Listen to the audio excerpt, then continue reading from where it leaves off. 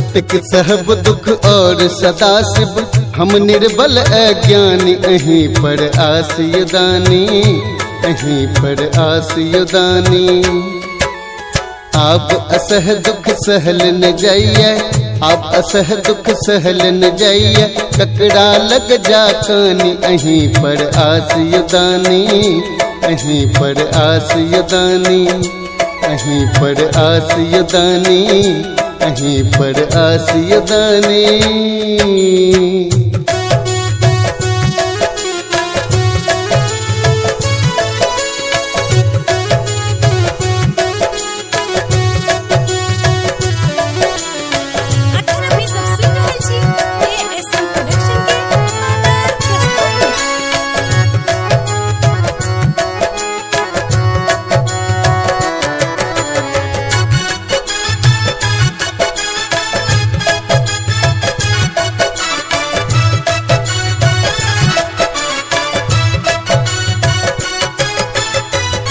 बोझक बोझ बाबा भार पड़ल कपार पर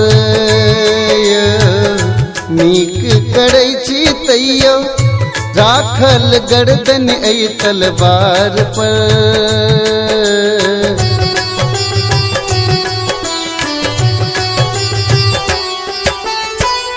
बोझक बोझ बाबा भार पड़ल कपार पर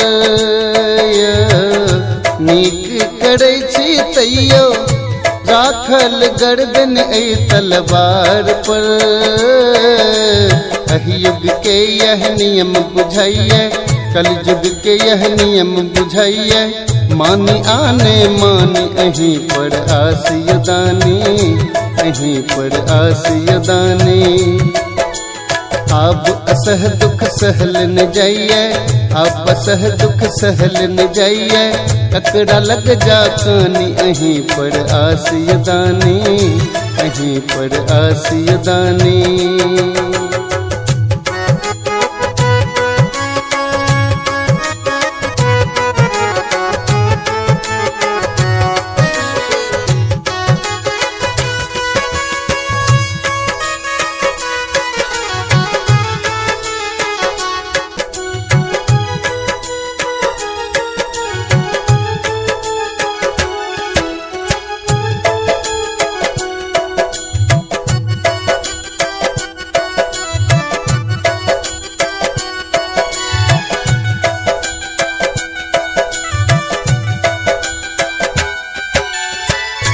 बढ़ल जाइ छै बाबा ऐ कलयुग में बीमारी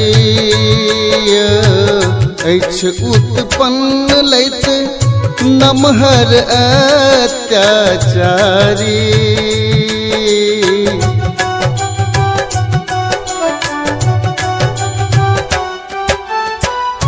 बढ़ल जाइए बाबा ऐ कलयुग में बीमारी अछि उत्पन्न लैत नमहर अत्याचारी। करू कोनो उपचार सदा शिव करू कोनो उपचार अहाँ के पैर पकड़ क कानी अहीं पर आसियदानी अहीं पर आसियदानी।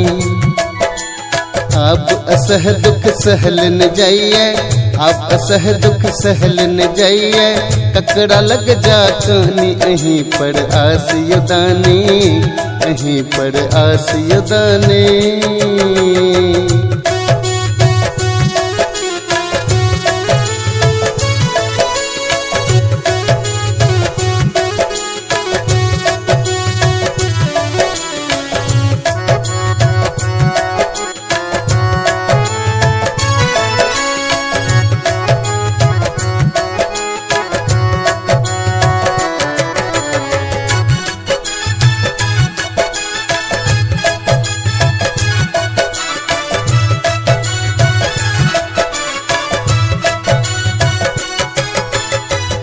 विनय करै छी बाबा आब हरू ऐ संताप के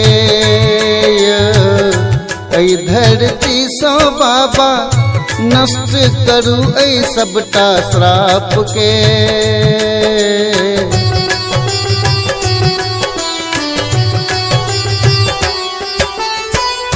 विनय करै छी बाबा आब हरू ऐ संताप के। ऐ धरती सो दानी नष्ट करू ऐ सबटा श्राप के।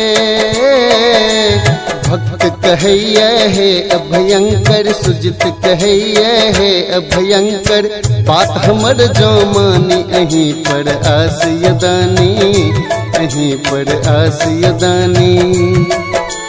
कतक सहब दुख और सदा शिव कतक सहब दुख और सदा शिव हम निर्बल अज्ञानी अहीं पर आस यदानी अहीं पर आस यदानी अहीं पर आस यदानी अहीं पर आस यदानी अहीं पर आस यदानी अहीं पर आस यदानी।